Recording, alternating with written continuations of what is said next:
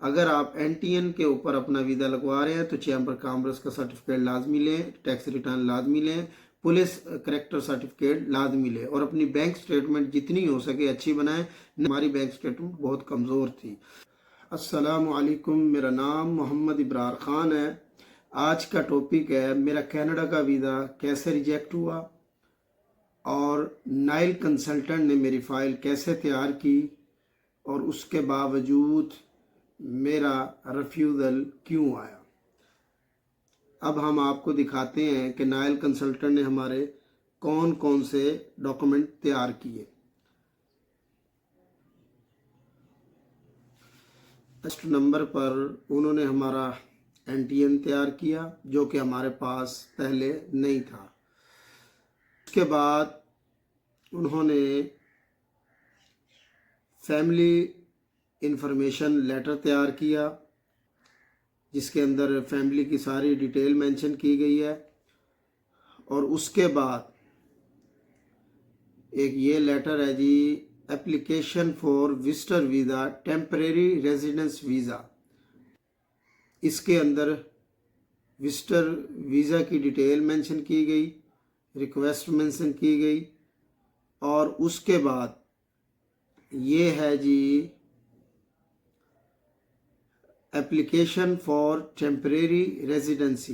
इसके अंदर हमारा उन्होंने ट्रैवल प्लान मेंशन किया। 2016 को फर्स्ट हम सऊदी अरेबिया का ट्रैवल किया, उसके बाद 2020 फिर 22 को हम वापस आए। ये सारा इन आउट जो है सारा डेटा इसके अंदर जो है हमारा ट्रैवल हिस्ट्री का मेंशन किया। अच्छा जी, उसके बाद उन्होंने हमारा एक फ़्लाइट बुकिंग जो है लेटर तैयार किया। ये देखें, फ़्लाइट बुकिंग का लेटर है जी। 1 अक्टूबर से हमारा जो है ना ये फ़्लाइट बुकिंग का जो है ट्रैवल का प्लान है जी, 1 अक्टूबर से 16 अक्टूबर तक। उसके बाद ये एक होटल बुकिंग का लेटर है जी, ये तैयार किया। होटल बुकिंग है टोरंटो शहर के अंदर, योर 3 स्टार पार्क होम के पास। उसके बाद जो है एक ट्रैवल प्लान है जी ये टोरंटो शहर का है, ठीक है। 40 डेज टूर प्लान, ठीक। अच्छा, जहाँ जहाँ विज़िट करना है ये सारी चीज़ें मैं ये प्लान है एक।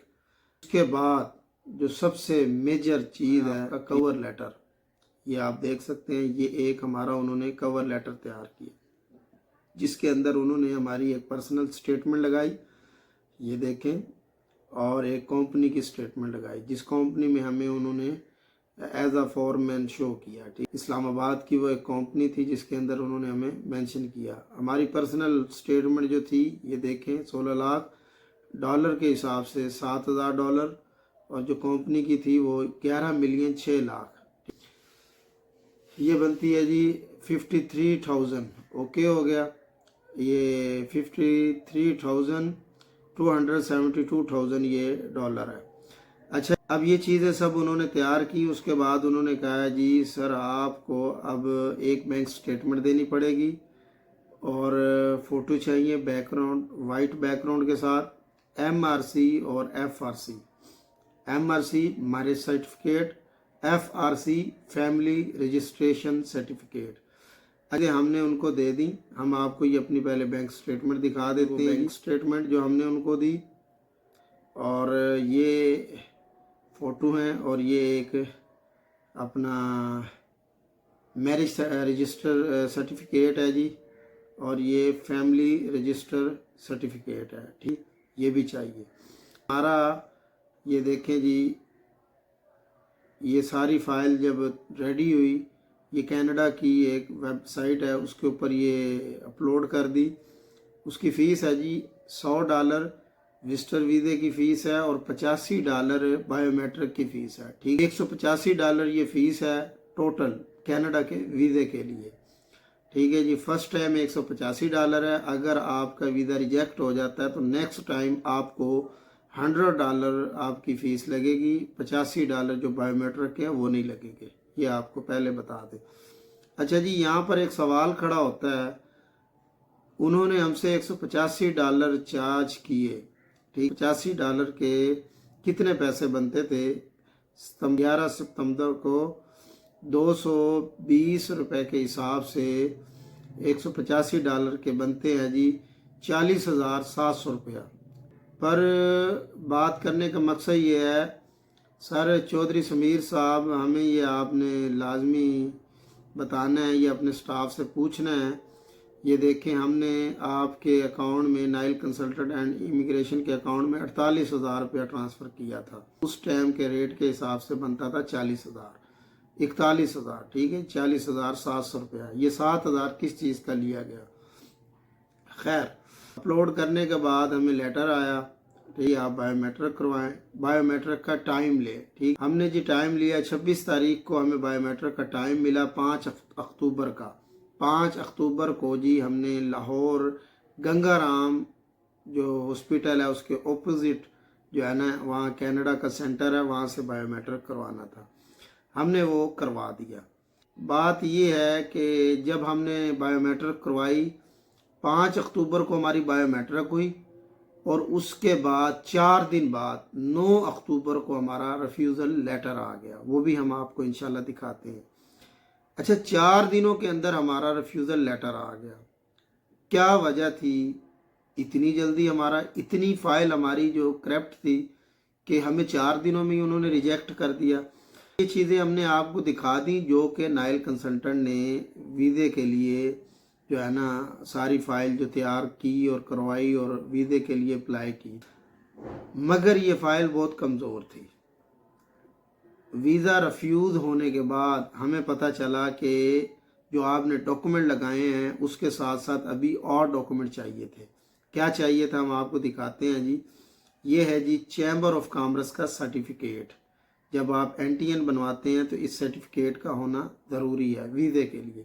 उसके बाद आपके टैक्स रिटर्न होने ज़रूरी हैं। देख सकते हैं ये टैक्स रिटर्न है जी हमारे 2022 और 23 के, ठीक। उसके बाद एक पुलिस करैक्टर सर्टिफिकेट होना ज़रूरी है, ठीक। और उसके बाद आपके पास एक लेटर पैड होना ज़रूरी है। जब आप कवर लेटर तैयार करते हैं कोशिश करें अपने लेटर पैड के ऊपर तैयार करें। ये हमारा लेटर पैड है, इसके ऊपर अपना कवर लेटर मेंशन करें और उसके बाद जिस बैंक की आपकी बैंक स्टेटमेंट होगी उसी बैंक से आपको एक बैंक मेंटेनेंस लेटर लेना चाहिए। 1 2 3 4 5 ये 5 चीज़ें उन्होंने मिस की जो कि बेहद ज़रूरी थी आपके वीज़े के लिए। चैम्बर ऑफ कॉमर्स का सर्टिफिकेट होना बहुत ज़रूरी है।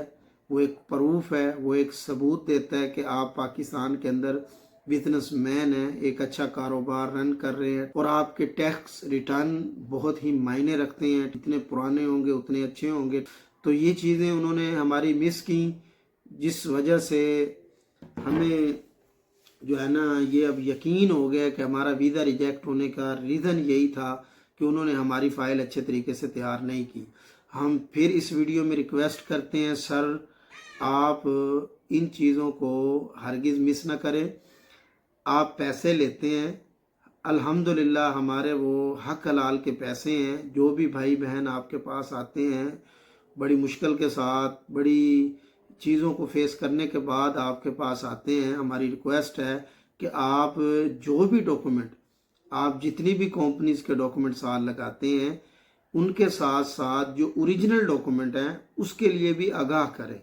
मैं आपके पास आया, मैं आपको बताता चलूँ, मैं जब फर्स्ट टाइम गया मैं इंफॉर्मेशन लेना चाहता था पर मुझे उन्होंने कहा जी हमारे पास एक पैकेज है 3.5 लाख रुपए आप हमें दें, आप बेफिक्र होकर घर चले जाए, इंशाल्लाह आपको वीज़ा मिल जाए। फर्स्ट टाइम अप्लाई करेंगे फिर सेकंड टाइम, फर्स्ट टाइम में रिजेक्ट हुआ, दूसरी बार इंशाल्लाह। मगर हमें अब ये समझ आ गई है कि हमारे फर्स्ट टाइम ही हमारे जो डॉक्यूमेंट हैं वो कनाडा के लिए एलिजिबल नहीं थे, हमारे वीज़े के लिए वो दुरुस्त नहीं थे, तो हम सेकंड टाइम कैसे अप्लाई करें। पर अल्हम्दुलिल्लाह अब हमारे डॉक्यूमेंट सारे ओके हैं, अब हम किसी टाइम भी वीज़ा इंशाल्लाह अप्लाई कर सकते हैं, ठीक है। मगर हम रुके हुए हैं, हम अब किसी और कंट्री का विजिटर वीज़ा ले रहे हैं, ठीक, अल्हम्दुलिल्लाह। तो अब हमने इस वीडियो में सारे डॉक्यूमेंट आपको दिखाए। हम आपको ये नहीं कहते कि आप नाइल कंसल्टेंट से वीज़ा न लगवाएं, वो एक अच्छा कंसल्टेंट है, आप जाएं वीज़ा लगवाएं, पर अपने डॉक्यूमेंट अच्छे तरीके से आप देखें। अगर वो आपको कुछ डॉक्यूमेंट नहीं बताते या उन्हें नहीं पता चलता तो आप खुद उनको अच्छे तरीके से देख लें, अपने तैयार कर लें।